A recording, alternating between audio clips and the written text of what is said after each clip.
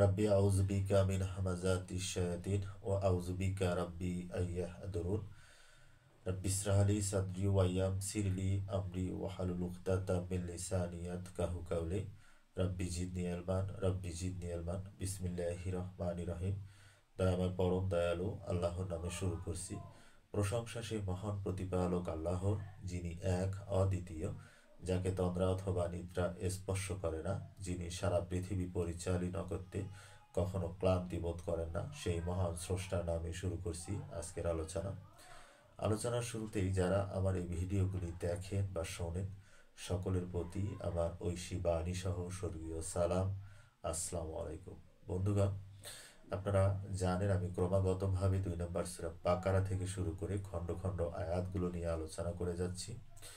আমার এই ভিডিওগুলো যদি আপনাদের কোনোরূপ শুনে উপকৃত হন, নিশ্চয়ই আমার চ্যানেলটি সাবস্ক্রাইব করবেন, লাইক করবেন, শেয়ার করবেন এবং বন্ধু বান্ধবের মাঝে আমার ভিডিওগুলি শেয়ার করে দেবেন, যাতেও তারা উপকৃত হয়। তো বন্ধুগণ, আজকে আর কথা না বাড়িয়ে চলে যাচ্ছি আলোচনার মূল প্রসঙ্গে। আজকে যে বিষয়টি নিয়ে আলোচনা করব সেটি হলো 2 নম্বর সূরা বাকারা 74 নম্বর আয়াত। এখানে আল্লাহ আমাদেরকে কি মেসেজ জানিয়েছেন, চলুন আয়াতটি পড়ে নেই। ইহার পরও তোমাদের হৃদয় কঠিন হইয়া গেল, উহা পাষাণ কিংবা তদপেক্ষা কঠিন। কিছু পাথর এমন যে উহা হইতে নদীনালা প্রবাহিত হয়, এবং কিছু এরূপ যে বিদ্যুৎ হওয়ার পরও উহা হইতে পানি নির্গত হয়। আবার কিছু এমন যাহা আল্লাহর ভয়ে ধসিয়া পড়ে। তোমরা যাহা করো, আল্লাহ সে সম্বন্ধে অনবহিত নন। তো পূর্বের আয়াতগুলো যদি আলোচনাগুলো আপনারা শোনেন, তাহলে এই আয়াতের আলোচনা বুঝতে আপনাদের খুব সহজ হবে। তো পূর্বের আলোচনার ভিডিওগুলি আমার দেয়া আছে, আপনারা দেখে নেবেন। আর এই আলোচনাটার মূল থিম যেটা দাঁড়ায় সেটা হলো যে পূর্বের একটি ঘটনা থেকেই এখানে এই আয়াতটি সংযোজন হয়েছে। তো পূর্বে মুসার সম্প্রদায়ের মধ্যে একজনকে হত্যা করা হলো, এবং সে খুব ধনাঢ্য ব্যক্তি ছিল।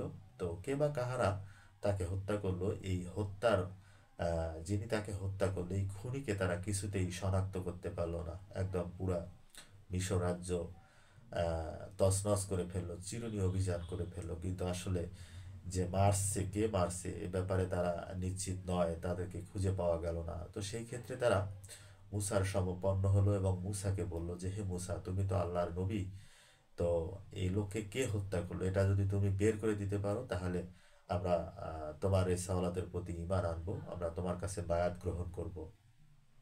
তো এরপরে মুসা তাদেরকে একটি গরু জবাই করার কথা বলল, এবং তারা বিভিন্নভাবেই তাকে প্রশ্ন করে প্রশ্নবিদ্ধ করার চেষ্টা করলো, আটকানোর চেষ্টা করলো। এ ব্যাপারে আলোচনা আছে, আপনারা আলোচনাটা দেখবেন, ইনশাল্লাহ ভাল লাগবে। তো এরপরেই তাকে জীবিত করা হলো, এবং সে নিজেই বলে দিল যে কে তাকে হত্যা করেছে। তার মানে এটা ছিল একটা আল্লাহর অভিপ্রায়, যাতে তারা ঈমান আনে, কিন্তু আসলে তার সম্প্রদায় সেই পূর্বের রীতিনীতিতেই অভ্যস্ত। তারা তাকে আরো পাকা জাদুকর হিসাবে গ্রহণ করলো। ঈমান আনা তো দূরের কথা, তাকে আরো পূর্বে যে একটু জাদু, লাঠি থেকে সাপ করতো, এরপরে বগলে হাত রাখতো, এবং সে হাত আলোকহীন অবস্থায় বেরিয়ে আসতো।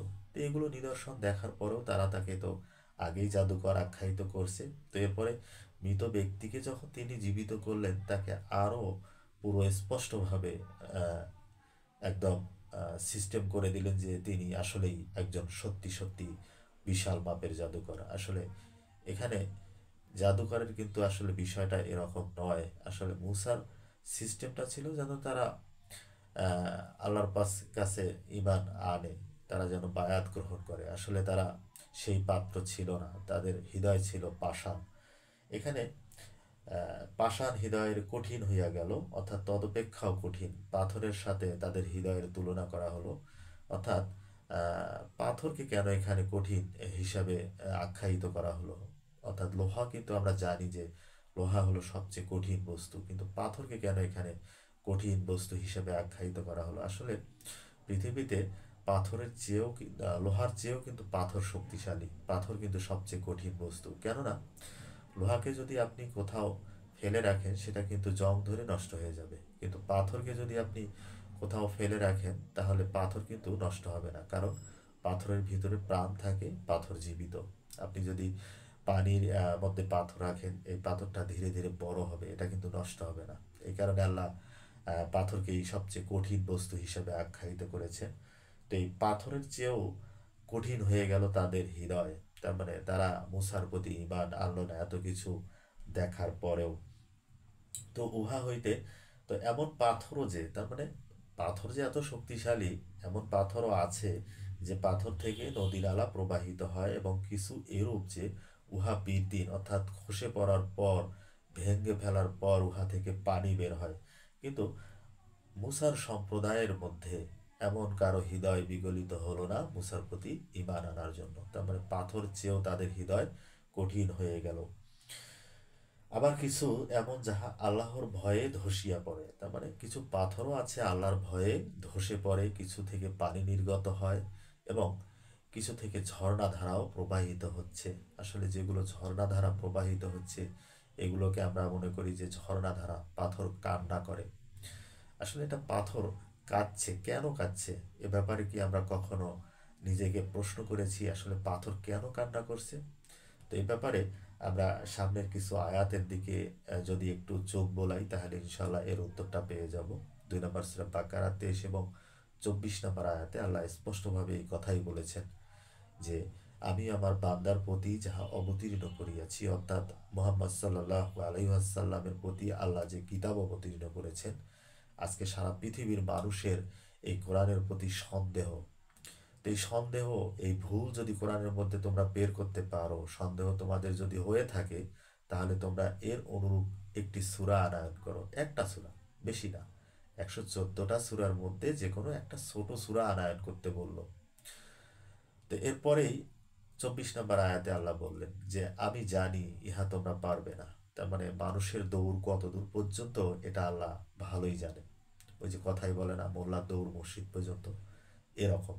তার মানে আল্লাহ মানুষ সৃষ্টি করেছে, মানুষের কত দূর ক্ষমতা, মানুষ কত দূর উঠতে পারবে, কত দূর দৌড়তে পারবে, এ ব্যাপারে সবচেয়ে আমাদের চেয়ে আল্লাহই বেশি ভালো জানে আমাদের ক্ষমতা সম্পর্কে। আমরা কালকে কি করব, 10 দিন পরে কি করব, 1 মাস পরে কি করব, আমরা অন্তরে কি আকাঙ্ক্ষা পোষণ করছি, সব ব্যাপারেই আল্লাহ জানে। বিধান আল্লাহ স্পষ্টভাবে বলে দিয়েছেন, তবে সেই আগুনকে ভয় করো যার জ্বালানি হবে মানুষ এবং পাথর। তার মানে এই কোরআনে যারা সন্দেহ করে তাদের জন্য আক্ষেপ। তারা জ্বালানি হবে জাহান্নামের খড়ি, জাহান্নামের অগ্নিতে তারা তারা জ্বলবে। তো এরপরে মানুষ এবং পাথর, অর্থাৎ পাথরকেও এখানে জ্বলতে হবে। মানুষ দিয়ে যদি জাহান্নাম পূর্ণ না হয়, আল্লাহ পাথর দিয়ে জাহান্নাম পূর্ণ করবেই। অর্থাৎ এই কারণেই এই পাথর জ্বালানি হবে, জাহান্নামের ইন্ধন হবে, জাহান্নামের খড়ি হবে। এই কারণেই পাথর কাঁদছে। আর এই পাথরের কান্না ঝর্ণা ধারা হয়ে বেয়ে আসছে, নদী নালায় প্রবাহিত হচ্ছে পানি। আমরা মনে করতেছি আসলে এটা আল্লাহর অলৌকিক ক্ষমতা। না, এটা আল্লাহর অলৌকিক ক্ষমতা নয়, এটা পাথর নিজেই কান্না করছে এই জাহান্নামের ভয়ে। অথচ আমরা মানুষ কখনো কোনো দিন কোরআনটা খুলে দেখলামও না যে আসলে আল্লাহ কোরআনের মধ্যে কি বলেছেন, আল্লাহ আমাদেরকে কি আইন দিয়েছে, কি গাইডলাইন দিয়েছে, কিভাবে আমরা চলবো, কি খাবো, কি পরবো, কার কথা শুনবো, কার কথা মানবো, কেমনে পথ চলবো, কোনটা বলা যাবে, কোনটা বলা যাবে না, কোনটা আল্লাহর কথা, কোনটা মানুষের কথা, কোনটা নবীর কথা, কোনটা মোহাম্মদের কথা, কোনটা ইব্রাহিমের কথা, কোনটা আয়ুবের কথা, কোনটা ইয়াহিয়ার কথা। তার মানে কারো কথাই আমরা মানছি না। আমরা মানছি ভুট্টু সাহেবের কথা। যে যা বলে সেটাই মনে করি এটা ইসলামের কথা। আসলে সব ইসলামের কথা নয়। আল্লাহ যে কোরআনের মধ্যে যেগুলো বলেছে, এগুলোই মূলত ইসলামের কথা। আপনি কোরআনটা খুলে বুঝে বুঝে পড়ে দেখুন আল্লাহ কি বলেছে আপনাকে।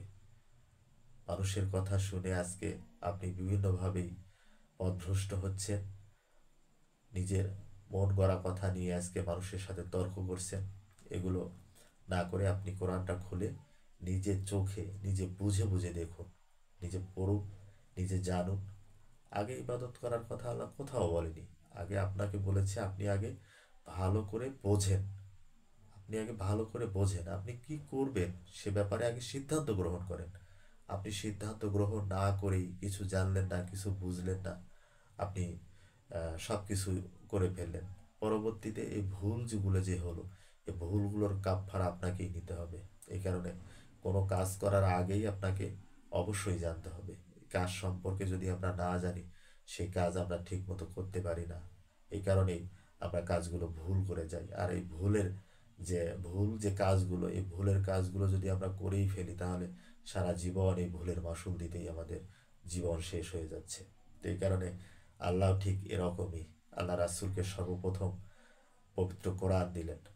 ৯৬ নম্বর সূরা আলাকের মধ্যে আল্লাহ উল্লেখ করলেন, ইকরা বিসমি রাব্বিকাল্লাযী খালাক, পড়ো তোমার প্রভুর নামে।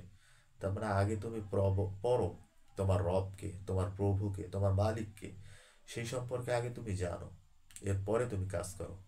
তো যাই হোক, আমাদেরও আল্লাহর পক্ষ থেকে আমাদের কাছেও ঠিক একই আদেশ। রাসূলকে যাহা আদেশ করা হয়েছে, আমাদেরকেও ঠিক ওই একই আদেশ করাই হয়েছে। রাসূল আমাদেরকেও ওই একই আদেশ করেছেন। আল্লাহর কথার বাইরে রাসূল আমাদেরকে কোনো কথা বলেননি। আপনি কোরআনটা খুলে পড়ে পড়ে বুঝুন, দেখুন রাসূল আমাদেরকে কি বলেছে আল্লাহর মাধ্যমে, এবং আপনি নিজে বুঝে বুঝে দেখুন আল্লাহর পক্ষ থেকে আসা কিতাবের মধ্যে আল্লাহ আমাদের কি মেসেজ দিয়েছেন। তো সবাই আমরা চেষ্টা করব নিজে বুঝে বুঝে কোরআন পড়ার জন্য, এবং আমরা নিজে বুঝে কোরআন পড়ে সেই অনুপাতে পথ চলার চেষ্টা করব। সবাই সুস্থ থাকবেন, ভালো থাকবেন। ধন্যবাদ।